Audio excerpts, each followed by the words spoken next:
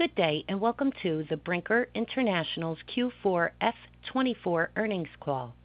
At this time, all participants have been placed on a listen-only mode. The floor will be open for questions and comments following the presentation. It is now my pleasure to turn the floor over to your host, Kim Sanders, Vice President of Investor Relations. Ma'am, the floor is yours. Thank you, Holly, and good morning, everyone. And thank you for joining us on today's call. Here with me today are Kevin Hochman, President and Chief Executive Officer, and Micah Ware, our new Chief Financial Officer.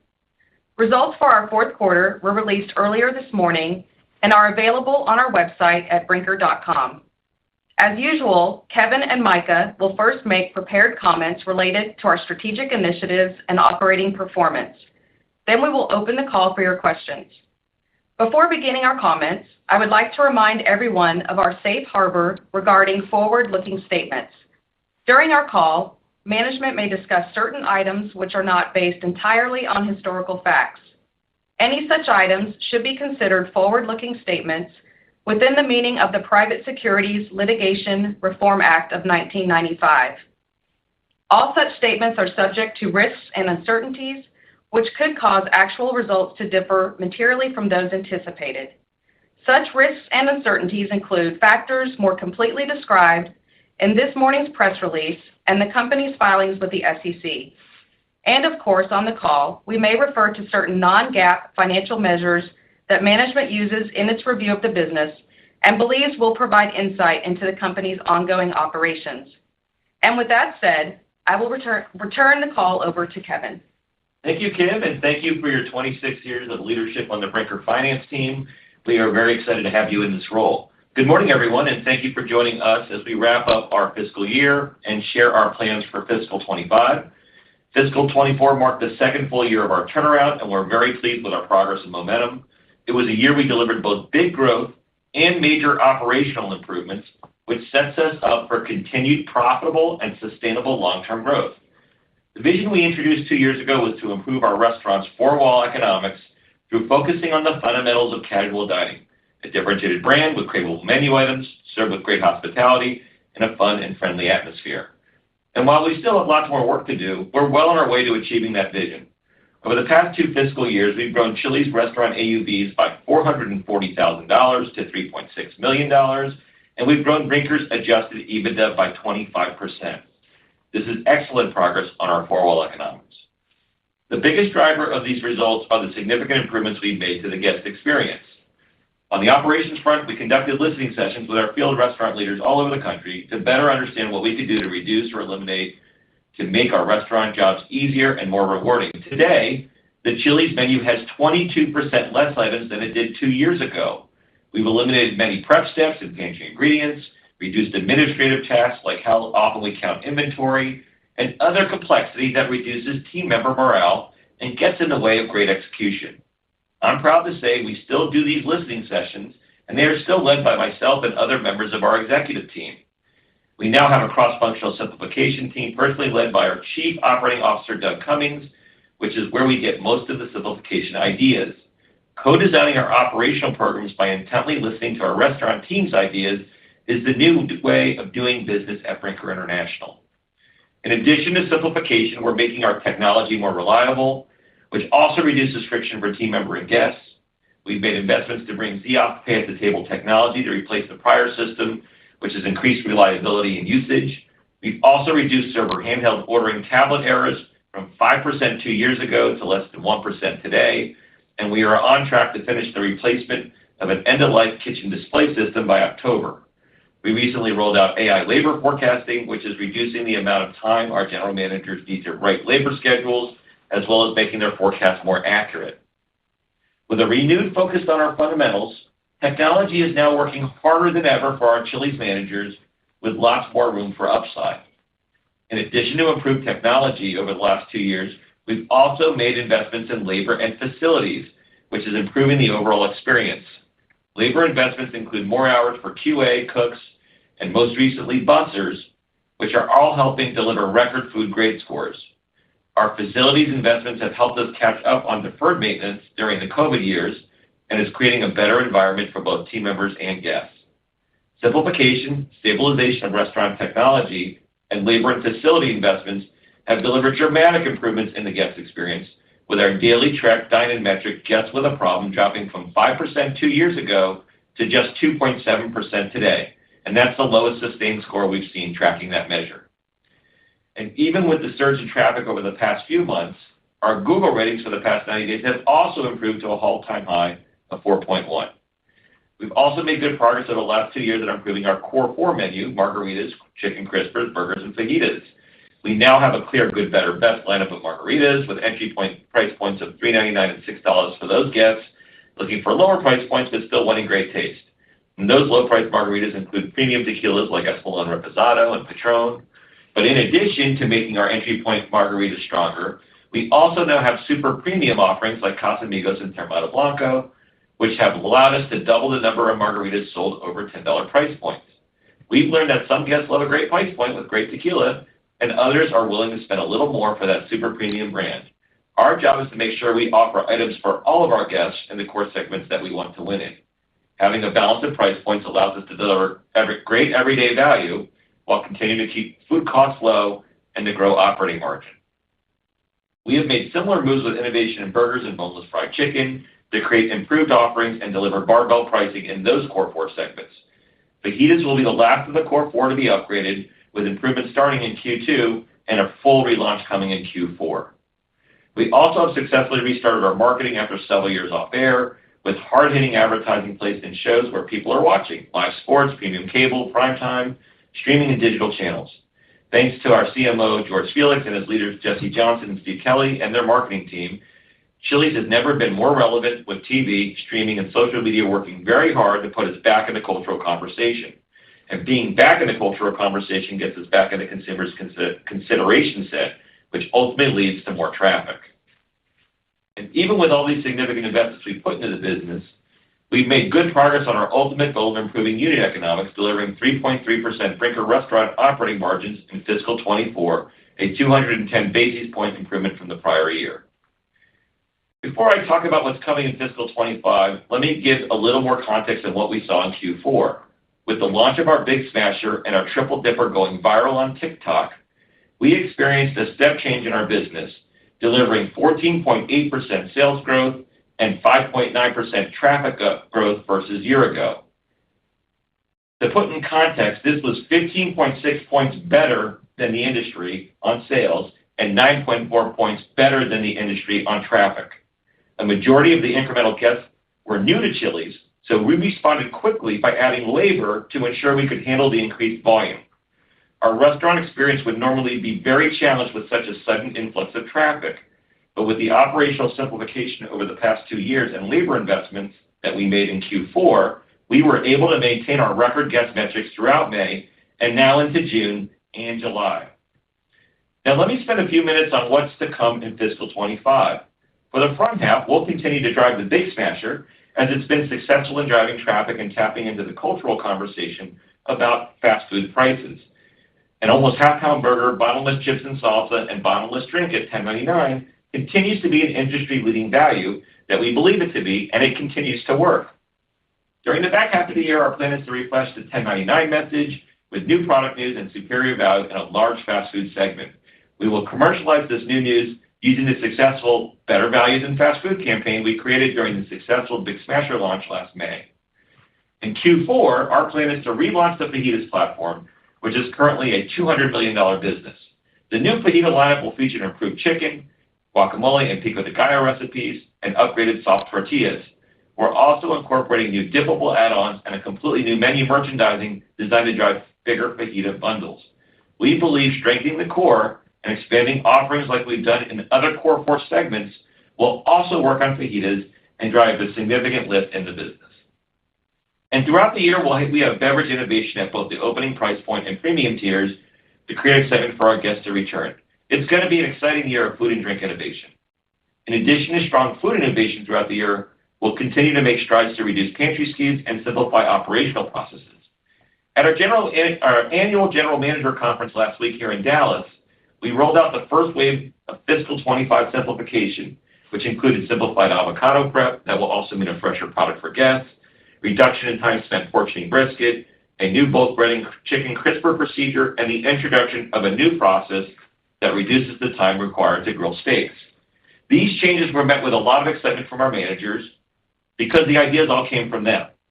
We also have a plan to improve our off-premise business execution by streamlining operational process to improve order accuracy, eliminating curbside to remove friction for team members, and improving packaging to ensure our food arrives hot and fresh. The first of these changes, curbside removal, will roll out by the end of Q1. Now I'd like to spend a little time sharing our operations obsession metric for fiscal 25. If you recall, our obsession metric for fiscal 23 was manager turnover, for fiscal 24 was hourly turnover, both of which we made significant progress on. For fiscal 25, the obsession metric our vice presidents of operations chose is growing traffic. We now have a joint business plan with our operations leadership to continue to accelerate traffic ahead of the industry, which includes an additional simplification as well as an incremental $15 to $20 million investment in labor. We rolled out the new traffic obsession metric at last week's annual general manager conference with the theme, Making Every Guest Count, with content and labor investments focused on driving sustainable traffic growth. To close, the past 2 years of our Chili's turnaround was all about improving the guest experience and creating a traffic-driving model to build sustainable momentum in our business.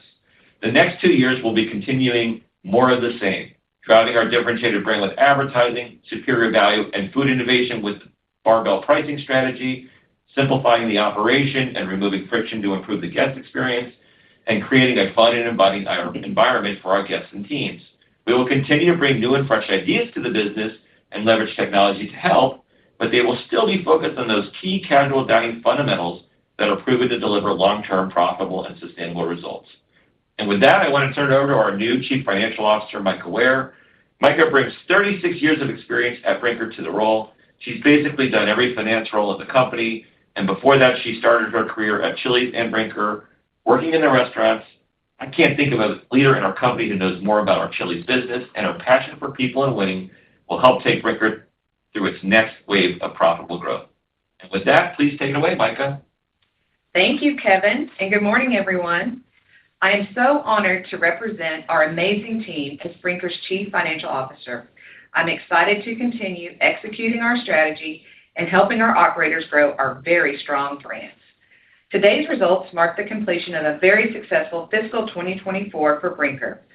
This was year 2 of our new strategy, and it was great to see it come to life, especially through the results we were able to deliver. F24 reported annual revenue growth of 6.8%, restaurant operating margin improvement of 210 basis points, and adjusted EPS growth of approximately 45%. Turning to the fourth quarter, we saw strong year-over-year top-line growth, comp sales and traffic well above our historical and industry averages, and significant restaurant margin expansion. Brinker reported total revenues of $1,208 million for the quarter, with consolidated comp sales of positive 13.5%. Our adjusted diluted EPS for the quarter was $1.61, up from $1.39 last year. Both brands reported top-line sales growth, with Chili's comps coming in at positive 14.8%, driven by price of 8.1%, positive mix of 0.8%, and positive traffic of 5.9%. These results were driven by a strong partnership between our marketing and operations teams with our successful launch of the Big Smasher on the 3 for Me value platform. In addition to positive traffic, mix was also positive for the quarter, driven by more triple dipper sales, which more than offset a very modest mix shift into the $10.99 value tier. Turning to Maggiano's, the brand reported 2.5% positive comp sales for the quarter, driven by 9.2% of price and positive 2.2% of mix, offset by negative 8.9% traffic. Dominique and the team are making progress applying learnings from our Chili's turnaround to drive long-term sustainable growth at the brand. He is strengthening his leadership team, most recently with the addition of Anthony Amoroso as Vice President of Innovation and Growth. Anthony is a highly successful Michelin star chef with a deep Italian-American heritage, who's the perfect cultural fit for the Maggiano's team. They are working to simplify operations and redirect their efforts to elevate the guest experience and drive food and beverage innovation. I'm excited to share more from Maggiano's in the coming quarters. Now that we've covered the top line from both brands, let's talk about how our sales flow through to the bottom line. With the traffic spike at Chili's during the fourth quarter, we chose to accelerate investments in key areas such as repair and maintenance to ensure our buildings were welcoming and well-maintained, and labor so our teams were staffed up to take care of the guests and deliver great hospitality. Restaurant operating margin for the quarter was 15.2%, an impressive 180 basis points improvement year over year, primarily driven by sales leverage from top-line growth. This resulted in favorable food and beverage and labor costs, partially offset by a 90 basis points increase in restaurant expense. Food and beverage costs for the quarter was favorable 140 basis points year over year, benefiting from higher price, partially offset by commodity inflation. Labor expense for the quarter was favorable 130 basis points year over year, despite incremental labor investments. Top-line growth offset the additional labor hours as well as wage rate inflation of approximately 3.5%. Advertising for the quarter increased approximately $14 million versus last year, which has been a highly successful strategy for us. G&A for the quarter came in at 4.3% of revenues, with the year-over-year increase largely driven by an increase in incentive-based compensation expense due to improved financial performance.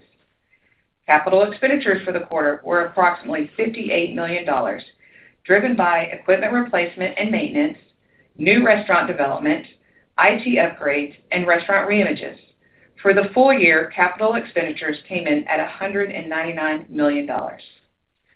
Fourth quarter adjusted EBITDA was $142 million, a 24% increase from prior year, and full year adjusted EBITDA totaled $444 million, an increase of 28% versus prior year. We continue to strengthen our balance sheet by repaying the remaining outstanding balance of $51 million on our revolving credit agreement during the quarter. Our funded debt to EBITDA ratio improved to 1.64 times at quarter end. As Kevin mentioned, while the industry softened in July due to rocky macros, our quarter-to-date sales trends have remained strong, but at a more sustainable level. July sales for Chili's were in the high single digits, including positive traffic. We've also maintained our gap to the casual dining industry through the first week in August by approximately 13% in sales and 8% in traffic.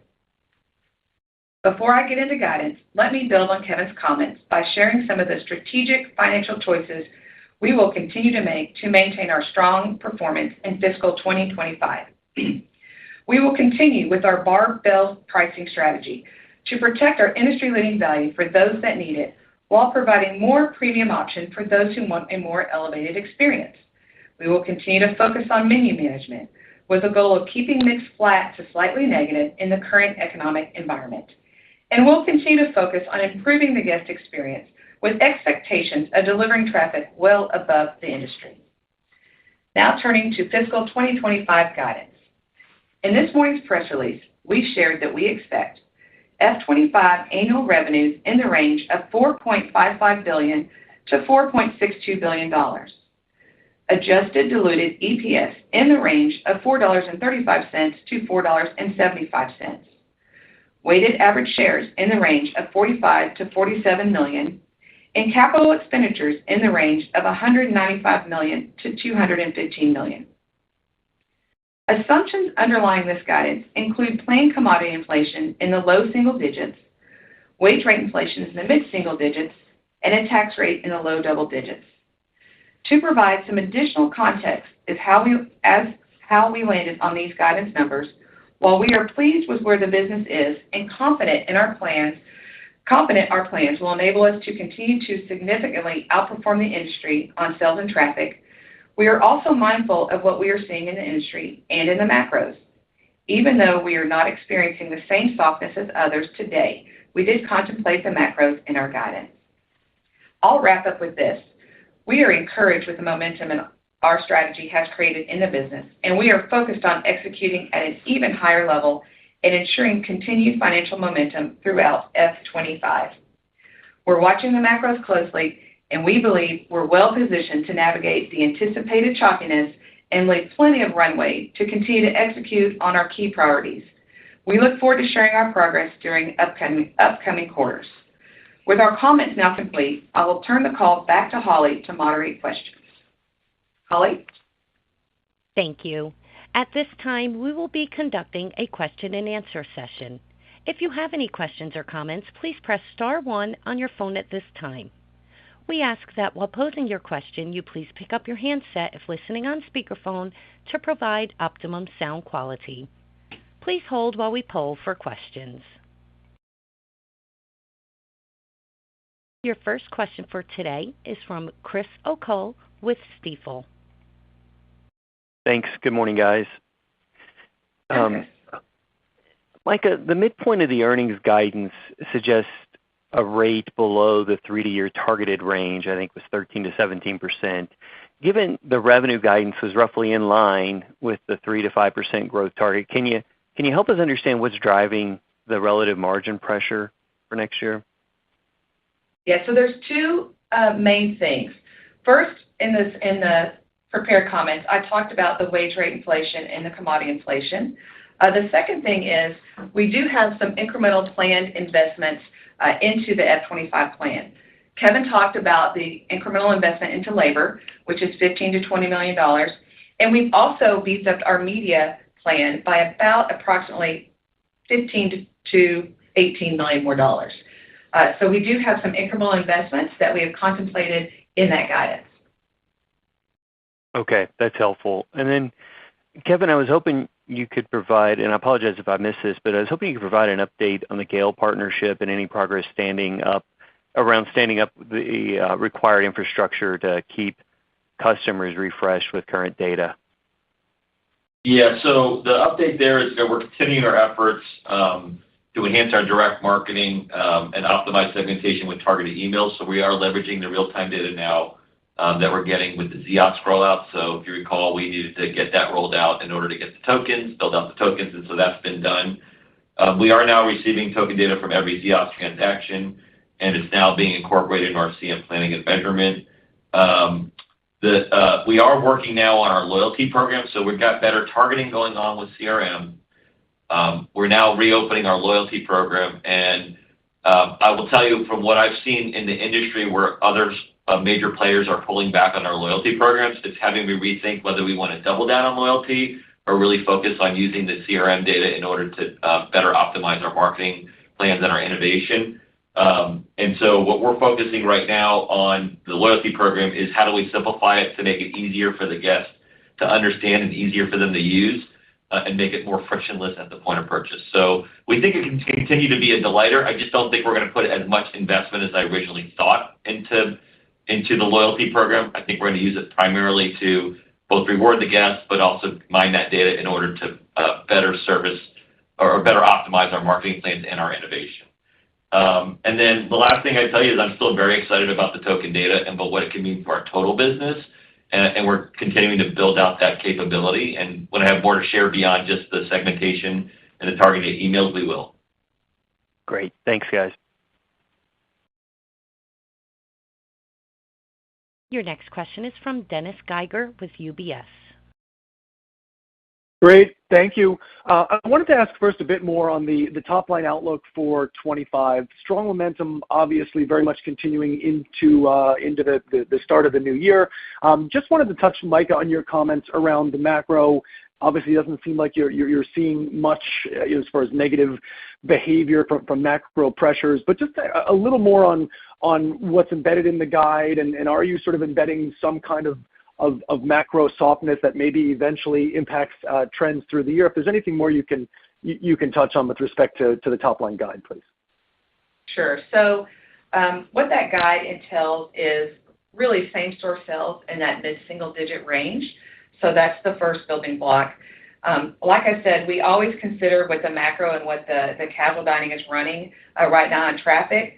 So underlying that, we're anticipating that our pricing is going to be in the 4 to 5% range for the year, and that traffic could be flat to slightly positive, and mix will be flat to slightly negative. Just to add on that, so we built in like when we do our building blocks for our traffic, we built in a 4 to 5% decline in the industry, which is what we hear from our third party insight groups.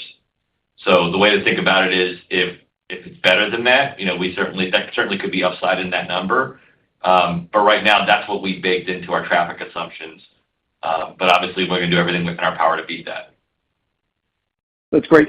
Very helpful, guys. And then just on marketing, helpful, the dollar amounts there. Not sure if I missed it, but just as far as number of weeks on air, 25, are you able to frame that up at all?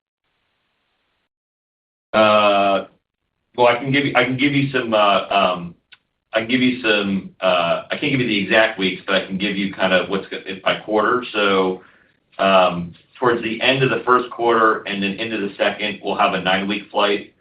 And then in the third quarter, we're going to have 4 weeks at the beginning of the year, and then another 6 weeks towards the end of the third quarter, and then we've got 6 weeks planned into Q4. So that's the detail I can give you right now on when we're planning. So Dennis, what we did is we added a few more weeks, but we've also beefed up some of the TRP. So just really enhancing it overall by investing some more dollars into that plan. Very helpful, and congrats on the top line strength. Thanks, Dennis. Your next question is from Jeffrey Bernstein with Barclays. Great. Thank you very much. Questions. The first one just on the broader competitive environment in terms of value and increasing deal focus. As you think about your 1099, and I know you're kind of doubling down on that in the first half of the year, what's your learnings in terms of consumers that maybe just come in for the deal? Obviously, it's a good thing if you can get them to remain with you, and I think you said you had a lot of newer guests. So just wondering how you measure stickiness, just to prove out that the consumer is going to stay with you, in good times and bad, whether or not you're advertising at 1099 or not. Any kind of thoughts on that broadly would be great. And then I have one follow-up. Yeah, so we look at that two ways. We have anecdotal data just when we talk to our restaurant teams, and they're telling us they're seeing new guests and they're seeing those new guests return. We will have, as I was talking about earlier with Chris's question on the CRM program and Gale, we are building out the capability to be able to use tokens to have much more finite numerical data that we could share with you. So we'll be able to tell you what percentage of guests were new, and we'll be able to tell you what percentage of guests have come back within a certain period of time. So I'll be able to answer that question more than just what our restaurant managers are telling us they're seeing inside their restaurants. The other thing I would add on that, Jeff, is it's not like we just put this value in the market in the last quarter. Like, we've been running this thing for almost 18 months, and so the guest is associating us with this great value and this superior value. We're seeing it in our scores, and we think that's having a compounding effect of why you've seen the traffic trends not just get better, but really start to accelerate. So we're very excited about the position that we're in. I think we put in more investment over a longer period of time into this value message, and so it might seem like someone can just flick something on, especially if you're a really big competitor, right? But most competitors don't have that kind of muscle, and it's going to take some time for them to be able to establish whatever their value is in the market versus we've been doing the same thing for almost 18 months. So I remain very bullish about that offer in the market. It continues to resonate with our guests. And the other thing I would tell you is it's really simple for them. They don't have to download an app. They don't have to come a certain time of day. It's always available for them. They know that, and I think that's why we're seeing the business continue to accelerate. Jeff, I'd also like to add on that deal.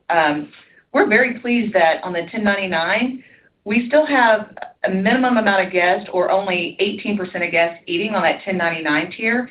So we still have the majority of our guests coming in for the value, but then seeing the great menu and all the other options and abilities to trade up. So we still have, over 80% of the people eating on the full price menu. And in addition to that, with the Big Smasher, we still have 25% of the Big Smasher sales being sold for full price. So a lot of people are coming in, but they're utilizing the menu, they're trading up for more premium options, and it's really helping us to drive traffic all while maintaining our mix. And then, of course, the great guest scores that we keep getting and the momentum that continues even when we're off air, all those things point to why we're happy with this offer and how it's performing. Yeah, let me just build on that. So Jeff, like the person that's coming in for 1099, it's not like they're coming in alone, and that we're not really seeing that much more of an incidence of 1099 or 3 for me as a percentage of 100. I mean, there's a slight tick up, so we're at 17.7 in Q4 per 100 versus 16.1. So there is a tick up, but it's not huge. And then if we look at the mix within that incidence, 51% is at the 1099 tier. That's slightly up, but then 49% is at the 1499 and the 1699 tier, right? So a lot of times I think folks see the traffic and go, oh, it's all 1099 and it's only 1099. And the reality is that's not really the case. It's a slight increase in mix, but it's really kind of negligible. And you can see that in our COGS number and our margin number that remains quite good. So, we'll continue to monitor that. We say this every call because obviously that could get sideways at some point, but we're nowhere close to that. And we feel very good about the way we're doing menu merchandising, the way we're using this to drive traffic and bring guests in. Understood. Thank you for the color. And then just my follow-up is on the menu pricing. I think it was roughly 8% in the fiscal fourth quarter. I'm just wondering what you're thinking about the fiscal first quarter and full year. Wondering whether you think you're seeing any pushback, because obviously you would look to avoid increases on the 1099, but I guess that means there's a wider barbell, and therefore maybe the full price offerings are forced to kind of carry the 1099 effectively. Just wondering how you think about that barbell approach and the profitability on different customers who fall into the different end of those ranges. Thank you. Yeah, Jeff, so we feel really good about the opportunity in our pricing strategy because it's working really well. So we don't have a lot of evidence that it's not working with the great traffic that we're having, the great guest metrics that we have. And then Kevin just talked about, I feel if we were overpricing on the regular menu, we'd be pushing a ton of people into the 3 for Me and the 1099, which isn't happening. So I think all those indicators are helping us to really feel confident to keep moving forward with the barbell strategy. So, it's working. We're going to continue to be strategic. We think that on an absolute and relative basis, we're still very competitive, even versus the competition. So we still think we got some runway there. And the pricing through the 4 quarters, if you didn't take incremental, or how are you thinking about that versus the 8% in the fourth quarter? Yep. So it will start to step down throughout the fiscal year. So our pricing for F25 should be in the mid-single-digit range. That's what we're shooting for now. We're not planning on taking any price in the first half of the fiscal year. We have optionality to take a little price in the back half if we want to. What I would expect is you'll probably see about a 2% step down in price each quarter in the first half and a little bit less in the back half. Thank you, and congrats, Micah. Thank you, Jeff. Your next question is from David Palmer with Evercore ISI. Thanks. First, just a modeling type question. Restaurant expenses were up 17% per unit in the quarter in fiscal 4Q. Could you break out how much of that was due to advertising, repair and maintenance, bonuses, and then how are you thinking about those line items for fiscal 25? Yeah. So, hi, David. So restaurant repairs were up $16 million year over year in the fourth quarter, and that's what Kevin and I both mentioned in our prepared remarks about accelerating some of those repairs. Advertising was up $14 million year over year, so that's just part of the strategy where this was the big year where we had the big incremental investments that hit every quarter. And I think were you asking about G&A or on the bonuses?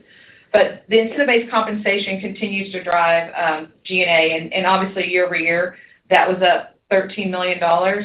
I will call out because of the big spike in the fourth quarter performance that we had, it triggered some older legacy, longer-term compensation programs. So, for example, we had one program that we had written off, and that within the fourth quarter that came back into the money. So that was approximately about $4 million. And in the past, that would have been spread out over 3 years. Instead, we had to take that full comp into the fourth quarter.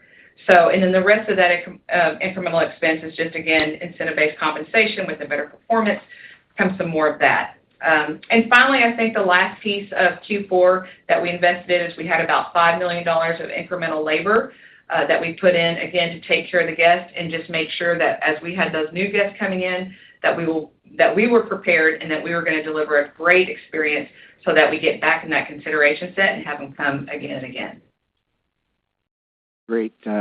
Thanks, Micah. One other question. I think you mentioned something about during the back half of the year, your expectation was to replace the 1099 message with something else compelling and to continue to do that, juxtaposition against traditional fast food and the value there. I'm just wondering what's driving that or what your thinking is there, because it looks like you're killing it with the Big Smasher on the 1099 with an appetizer. The Big Smasher, I see it on the regular menu, it's $3 more than that. So, taking that off the 1099 or doing something to remove the 1099 would certainly be a big step up in actual price. So I'm just wondering how, what you're really thinking there. And why not stick with something that's working?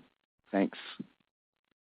Yeah. So if you recall, at our last earnings call, we talked about the plan was to switch the message in the fall, but now that the Big Smasher has done so well, we decided to run it for the balance of this calendar year. And then the thought was when we get to Q3 to rotate this new 1099 message in on a new item. I will say that we contemplated those plans in July when we saw some softness versus what we had expected. And Micah shared with you, we were in the high single digits on sales and positive traffic. And so the thought was, hey, is this starting to run its course? Now, we've seen an acceleration happen in August, which would lead us to believe that the burger is still very relevant. So at the end of the day, we're gonna in Q3, we're gonna be ready to go with the new message. But if the burger is continuing to work throughout throughout Q2, we'll continue the same burger message. So we're going to keep optionality on that, but we're going to go ahead and produce the new spot against the new food innovation, just so that we're ready in case it starts to slow down. But we have seen it back up in August, so we feel very, very, very confident right now where we are. And David, to be clear, we're not moving away from the 1099 value proposition. That's staying in. It would just be new news in the entree. So kind of like how we had the Old Timer with cheese, we switched that to the Big Smasher. That's what we're saying. We have new innovation in the 1099 platform if we need it, but we're going to stick with the Big Smasher as long as it's still working. That makes sense. Your food costs are pretty good with this 1099. Yep. It's pretty impressive. Thank you. Thank you. Your next question for today is from Andrew Strelzik with BMO. Hey, good morning. Thanks for taking the questions. You mentioned continuing to do the listening sessions, and so I'm curious about how those are evolving and what you're hearing now. Obviously, you've done a lot over the last 2 years or so. So what are you hearing now, and how is that informing the strategic actions you're taking in 25? Yeah, we're at a little bit of an inflection point. We shared this with our general managers last week in Dallas. We've been winning pretty big, and it's really been accelerating all throughout the year. And we're at an inflection point with our restaurant teams in that, we need to get everybody to be thinking we're going to just permanently win, right? And what that's all about is raising the expectation and raising the bar on what's okay and what's not okay. And so the big thing that we're hearing from the teams now in the listening sessions is if you guys want to raise the bar, here are the things that I need you to help me with in order for us to continue to raise the bar on experience, both in terms of the restaurant environment as well as the experience that the guest and the team member have, right? So, what I would tell you right now is it's a lot about ownership. So we hear about, let me go ahead and own this. If you want me to continue to raise the bar on performance, these are the levers I need in order to be able to own on my own versus have everything kind of laid out in a model. And so I think the theme that we're going to be seeing throughout the next 12 months in terms of simplification is going to be what are the things that we can remove off of their plates to allow them to focus on the most important things so that they're not being measured and tracked against every little detail. So, for example, AVT, which is average versus theoretical, that's a measure of waste. We used to measure AVT on every item, and now number one, they're not going to get bonused on AVT, and number two, they're just going to get bonused on COGS. And so if they want to just focus on the most expensive items like proteins and alcohol and not worry about everything else so they can free up time to spend more time with their teams and more time with their guests, that's something that we're going to allow them to do. So I think the biggest thing that we're hearing is empower us, give us more freedom within the framework to run our restaurants. and reward us as such. And so that's really the kind of the next wave of simplification is going to be about empowering those restaurant teams to raise the bar and continue to win. Okay, great. That's super helpful. And then my second question, I'm just curious if you have a sense for where the traffic growth is coming from within the industry, obviously vastly outperforming kind of the benchmarks that we look at and some of the data that you referenced. Do you have a sense, is this coming from within bar and grill, independents, trade up, trade down? Just curious if you have any insight into where that's coming from. Thanks. Yeah, well, number one, I'd tell you from a demographic standpoint, all demographics are growing. So it's not like it's, lower income or higher income. It's pretty much every age and every income level are growing. So it's pretty broad-based. I mean, when you're outpacing the industry by, 15 point whatever points we say, that you're going to be basically growing in every segment. Clearly we're winning market share. I mean, you just do the math, we're winning market share. I will tell you, I think that the biggest thing, and I've said this in the past, is like the fact that we're more relevant and we're more top of mind and we're more on air and we have a very attractive value out there. I think that's really just kind of growing some trips. So I don't think someone was saying, hey, I was going to go to this fast food place and now I'm going to decide to go to Chili's tonight. I think it's the fact that we're front and center and relevant, not just on TV, but in social media. I think you see this in pop culture more often. And that is just kind of triggering them to be in that consideration set that we talked about at Investor Day a couple of years ago and causing them to want to come to Chili's. So I don't think it's a specific thing where it's like we're sourcing from these two concepts. It's so broad-based, and I think it's really a more function of we're more top of mind, we're more relevant, and so we're more in the consideration set for people to choose to come to us. Great. Thank you very much. Your next question for today is from Jeff Farmer with Gordon Haskett. Thank you very much. You provided some guidance components for the restaurant level margin for FY25, but Mike, is there anything you can do in terms of providing sort of a range of where you think that margin might end up in 25 versus 24? Yeah, so I still think we're going to stick to the probably 30 to 50 basis points ROM improvement year over year. So again, that contemplates the inflation that we're still experiencing, plus those incremental investments that we want to do. But we're just pleased that we can still invest in the business and still expand our ROM. So we do think we'll have another year of expansion. Okay. And then I apologize if I missed this, but G&A in 25, obviously a lot of things going on in 2024, but G&A dollars in 25 versus 24, any insight there? Yes, so G&A is going to be up probably $5 to $7 million next year, and here's why. We have a couple things that are coming into play. So the first thing is we actually are transitioning from a legacy ERP system that is going live this fiscal year. So the cost of that with the software and the cost of the project is now going to be in our G&A numbers. And then on top of that, we are growing the teams. We've been investing back into the teams. And so we have a little bit of increase in payroll expenses as well. All right. Thank you. I'll pass it along. Your next question is from Brian Vaccaro with Raymond James. Hi, thanks, and good morning. Just if I could start with two quick clarifications, and sorry if I missed it, but what was the total sales mix on 3 for Me in the quarter? We said, I rounded up to 18, Kevin said 17.7, so that was the mix. Okay, thank you. And the fiscal 4Q R&M spend, Micah, I think you said it was up $14 million. Can you level set where that is versus a normal level of spend? And is this a new higher level of spend that will carry into fiscal 25? What have you layered in terms of expectation there versus 24? No, that's a great question, Brian. So our R&M has been going up the last couple of years. Obviously, as we came out of COVID, we had a lot of deferred maintenance to catch up on. And truthfully, as the business has done better and exceeded our expectations on how fast it's recovered, we've accelerated some of that deferred maintenance. I'm happy to say I do think that we have hit the peak for R&M expense this year. So next year, we are planning to have lower R&M expense, probably lower $8 to $10 million.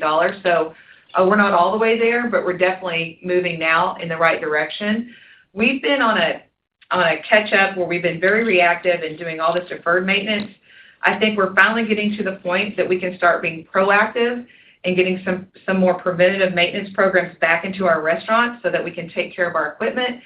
We can minimize equipment going down, and then we're also going to extend the life of that equipment over time. So I do think this new strategy that we've caught up and now we're moving from reactive to proactive will allow us to start lowering that expense, and that should start next fiscal year. Okay, great. And then my question, obviously impressive comps driven by a few different levers that you're pulling, but one area specifically, Chili's seemed to catch lightning in a bottle on TikTok in May and maybe more recently too with the Nashville hot mozzarella sticks. And it sounds like you think you're attracting new guests, which makes sense. But I guess the question is, how do you think about the stickiness of this TikTok consumer? And how did that impact how you set your fiscal 25 guide? Yeah, so the way we thought about that May that you saw, had such a incredible performance was we think about 60% of it was due to the advertising and the Big Smasher, and about 40% was due to the TikTok going viral on the mozzarella sticks. That's the analysis that we've done kind of post-May to better understand what moved and why it moved. Obviously, that's our chance when they come in is to wow them with a great experience. That's one of the reasons why we put more money in the facilities and more money in the labor. As soon as we saw that spike, we got on a call with our managers and we said, look, guys, this is our opportunity, given how much traffic is coming in, to try to keep them, right? So we're going to put these investments into the business over the next 6 weeks to try to maintain as many of those new guests as we possibly can, right? I think now that we've seen kind of July and the first part of August play out, it would lead us to believe we were glad that we put those investments in because the business continues to be incredibly strong, and we continue to outpace the industry by double digits. So that was the thought process on it, right? Now, is a person converted with TikTok any different than a person converted with TV? I don't really think so. I think the opportunity is when they come to try Chili's for the first time, are they having that experience that would make them want to come back?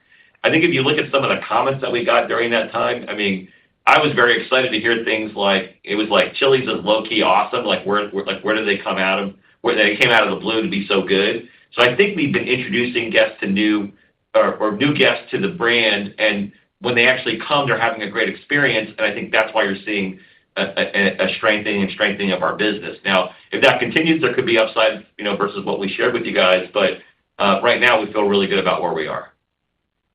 All right, that's really helpful, Kevin. And maybe on a follow-up to that, I think I read recently that influencer marketing spend might be up 50% versus 2 years ago. And I know your team's been focused on, re-injecting the Chili's brand into the social media conversation for a couple years now. But have you started to spend specifically on influencer marketing yet? And if not, is that something you think we could see soon?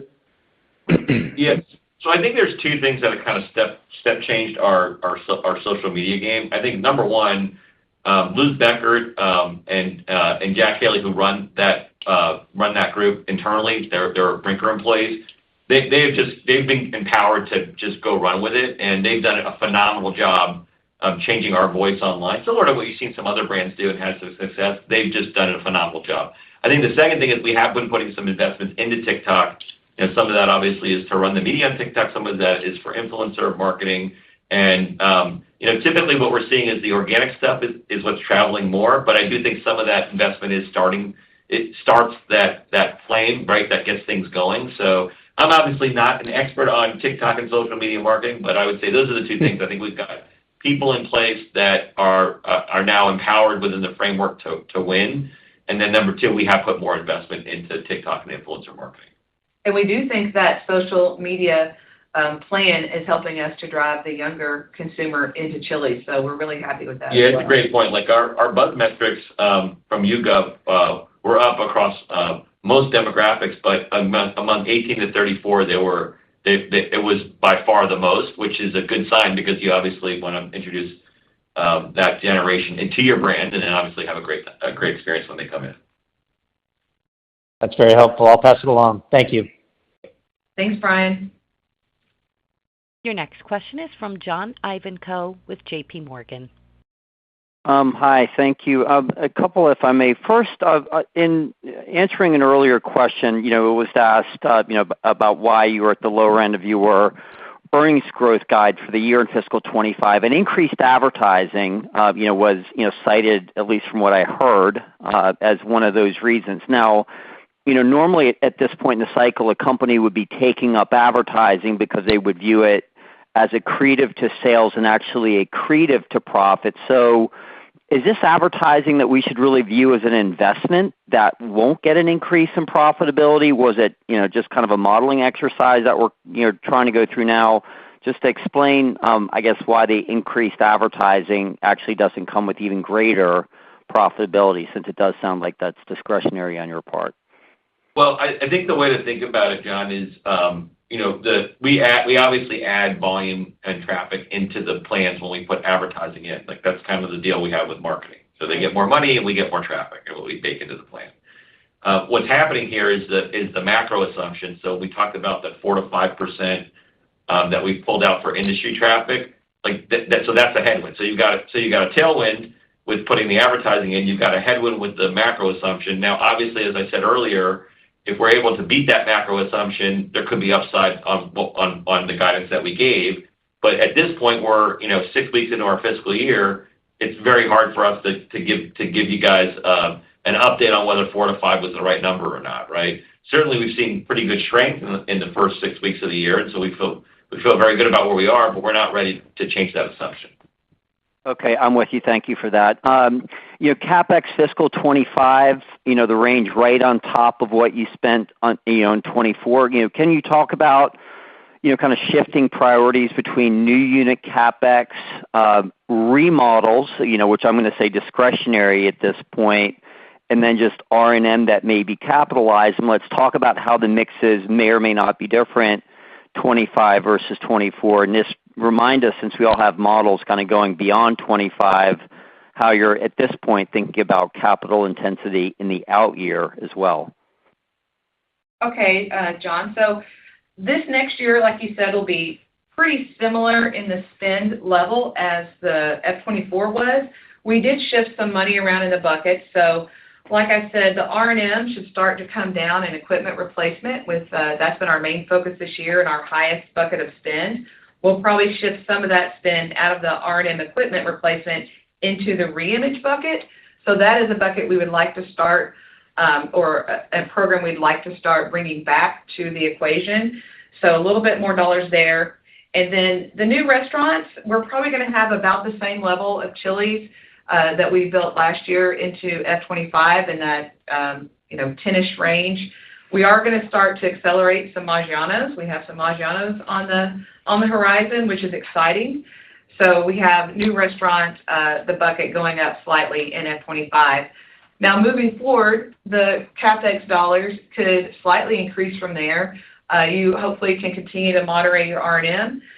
Depending on how the new, especially Maggiano's go, you could accelerate your new unit growth bucket a little bit. And then also, if we want to get back on a more common cadence on reimages, we could really start to elevate that spend as we get a new prototype design, a new reimage design. If that starts driving some sales, we'd like to put some CapEx dollars against that, just to get all of our restaurants on the 8 to 10 year cycle to keep them relevant and up to date. Okay, and that reimage comment, obviously an important one, and that's was kind of leading you there a little bit. But can you tell us the percentage of Chili's, the percentage of Maggiano's today that you view as being current or modern, or said another way, what percentage of your system do you think would actually benefit from reimaging if you could do it all today, which of course you can't, but what percentage do you think it would really make sense for you guys to go out and put some capital against them? Yeah, I mean, I don't have the exact numbers at my fingertips right now on like how many we would consider as at a date versus what we feel good about. What I will tell you is we have no plans of we've been catching up on deferred maintenance. We don't have a plan right now to catch up on reimaging. We're just going to reimage on that 8 to 10 year timing, and so when they get updated, they get updated. I don't think that the issue is as big as we had originally thought, just because a lot of what we've been able to fix in terms of the deferred maintenance is making the restaurants a really good environment. But the important thing for you and the investor community to understand is, like, when there's no plans to try to catch up on deferred reimaging. We're just gonna put in the plan once we get to a reimage that we feel confident in a normal 8 to 10 year cadence. Sounds good. Thank you for that. Thanks, John. Your next question is from Eric Gonzalez with KeyBanc.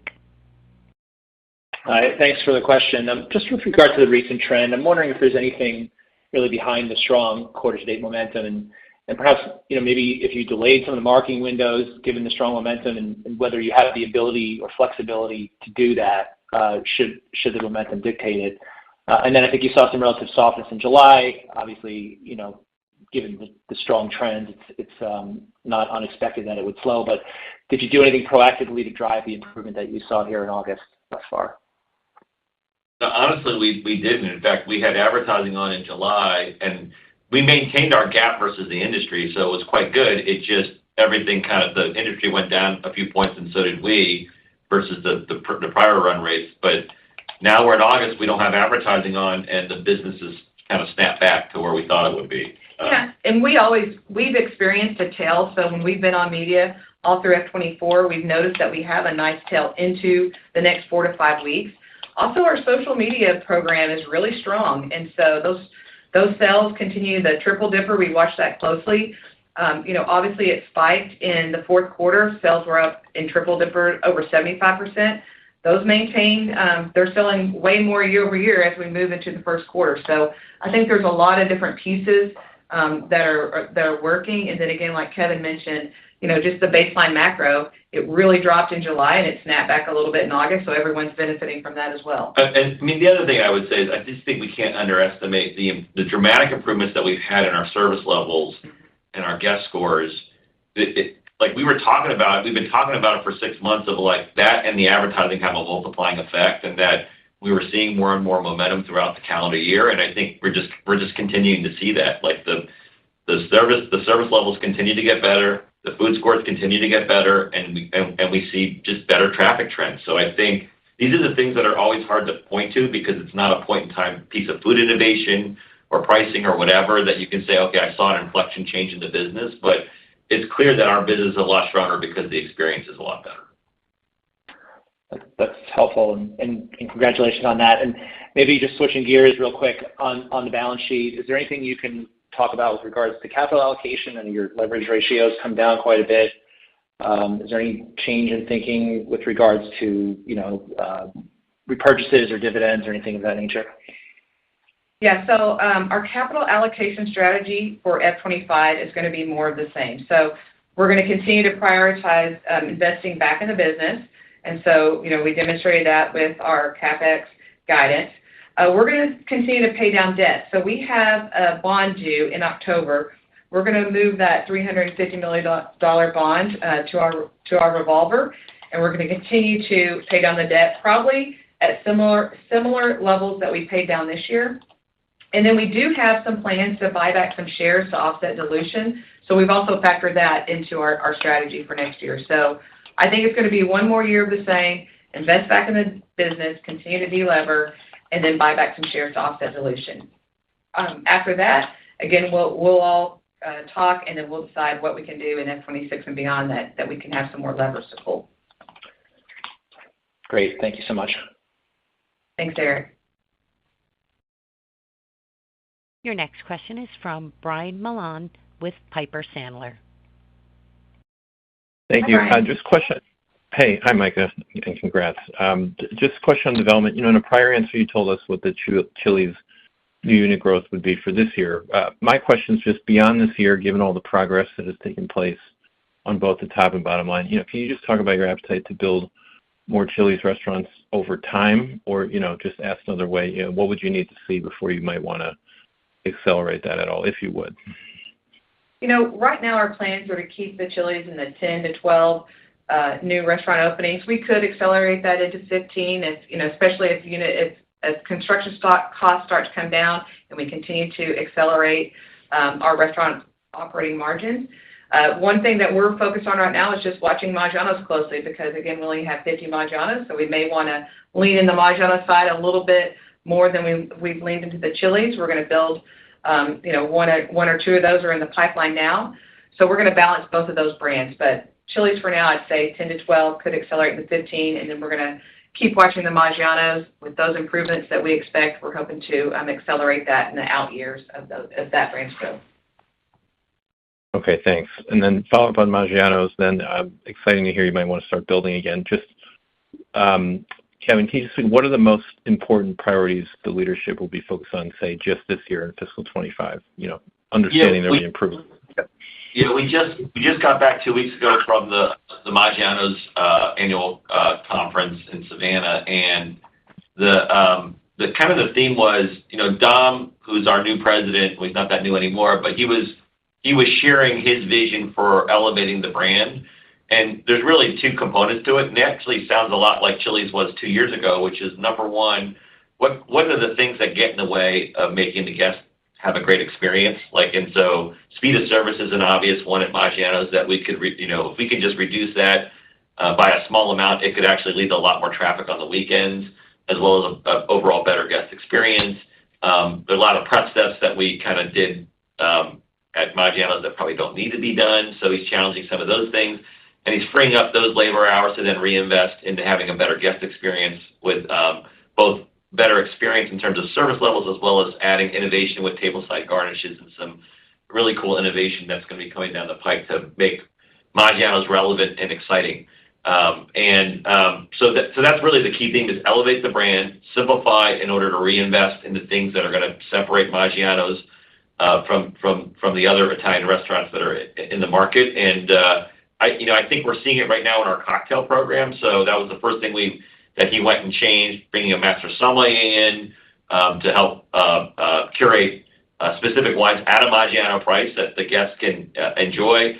He's also brought in several experiential cocktails at higher price points.